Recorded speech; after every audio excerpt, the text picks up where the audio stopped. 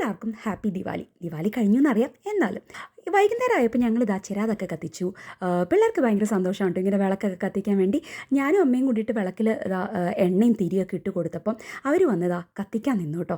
കത്തിച്ച് കഴിഞ്ഞപ്പോഴേക്കും പിന്നെ ഭയങ്കര സന്തോഷമായി. എവിടെയൊക്കെ വേണം എവിടെയൊക്കെ നമുക്ക് വിളക്ക് വെക്കണം നോക്കി ഞാനിങ്ങനെ അവിടെ ഇവിടെയൊക്കെ കൊണ്ടുപോയി ഓരോ വിളക്ക് വെച്ചു കേട്ടോ.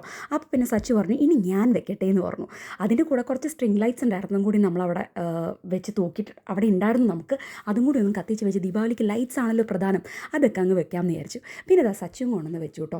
അങ്ങനെ 2-3 ലൈറ്റ്സ് അവിടെ എവിടെയും വെച്ച് കഴിഞ്ഞതിന് ശേഷം ബാക്കി ഉണ്ടായിരുന്ന ചിരാത് ഞങ്ങളിതാ ഇതുപോലെ അങ്ങ് ഷേപ്പിലാക്കി ഇട്ടു. എല്ലാ ലൈറ്റ്സും കത്തിച്ച് കഴിഞ്ഞാൽ പിന്നെ നമുക്ക് ലൈറ്റൊക്കെ ഒന്ന് ഓഫ് ചെയ്യണമല്ലോ. ലൈറ്റൊക്കെ ഓഫ് ചെയ്ത് കഴിഞ്ഞ് ആ ഭംഗിയൊന്ന് ആസ്വദിക്കണമെങ്കിൽ അതൊരു വേറെ രസമല്ലേ.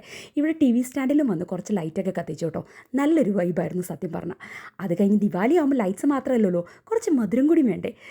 കഴിഞ്ഞ ദിവസം, അതായത് ദിവാലിയുടെ തലേ ദിവസം നമ്മൾ ലെസ്റ്ററിലെ ബെൽഗ്രീവ് റോഡിൽ പോയിട്ടുണ്ടായിരുന്നു കേട്ടോ. അവിടെ ദിവാലി നല്ല ആഘോഷമാണല്ലോ. അവിടെ പോയി നമ്മൾ കുറച്ച് സ്വീറ്റ്സ് ഒക്കെ വാങ്ങിയിട്ടുണ്ടായിരുന്നു. സ്വീറ്റ്സ് മാത്രമല്ലല്ലോ ദിവാലിയുടെ വേറൊരു സ്പെഷ്യൽ എന്താ, നമ്മുടെ പടക്കവും കമ്പിത്തിരിയും മത്താപ്പും ഒക്കെ. പടക്കമൊന്നും അങ്ങനെ വാങ്ങാൻ നിന്നില്ല, പക്ഷെ കുറച്ച് പടക്കം മേടിച്ചു.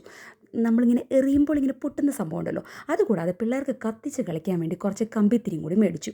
അതൊക്കെ അവിടെ കുറച്ച് ഡിസ്കൗണ്ടിലൊക്കെ നമുക്ക് കിട്ടും കേട്ടോ. അപ്പോൾ ഇത്രയും സാധനങ്ങളാണ് നമ്മൾ വാങ്ങിയിട്ടുണ്ടായിരുന്നത്. ഇതെല്ലാം നിരത്തി വെച്ച് ഞങ്ങൾ സനുവിന് വേണ്ടി കാത്തിരിക്കുകയായിരുന്നു കേട്ടോ. സനുവിന് ഡ്യൂട്ടി ആയിരുന്നു.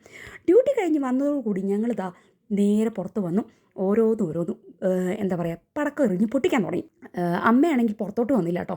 അമ്മയ്ക്ക് പുക അടിക്കുമ്പോൾ കുറച്ച് എന്താ പറയുക, ശ്വാസമുട്ടിന് കുറച്ച് പ്രശ്നം ഉണ്ടായതുകൊണ്ട് അമ്മ അടുക്കളയിലിരുന്ന് നോക്കിയേ ഉള്ളൂ. ഞങ്ങളിവിടെ ഏറുപടക്കം അതുപോലെ തന്നെ കമ്പിത്തിരിയൊക്കെ കത്തിച്ച് കുറച്ച് തണുപ്പുണ്ടായതുകൊണ്ടാണ് ഡുങ്ങുടു സ്കാഫൊക്കെ എടുക്കും. കുറച്ച് തണുപ്പ് മാത്രമല്ല, കുറച്ച് പനിയും കൂടി ഉണ്ട്. അതുകൊണ്ടാണ് ഈ സ്കാഫൊക്കെ ഇട്ട് വന്ന് നിൽക്കുന്നത്. എത്ര പനിയുണ്ടെങ്കിലും ഈ ഒരു വൈബ് ആസ്വദിക്കുക എന്ന് പറയുന്നത് അത് വേറെയാണല്ലോ. എല്ലാവരും കമ്പിത്തിരിയൊക്കെ കത്തിച്ച് ആസ്വദിച്ചു. അങ്ങനെ നമ്മുടെ ഇത്തവണത്തെ ദിവാലി ഞങ്ങൾ ഇങ്ങനെയൊക്കെ ഒന്ന് ആഘോഷിച്ചു കേട്ടോ.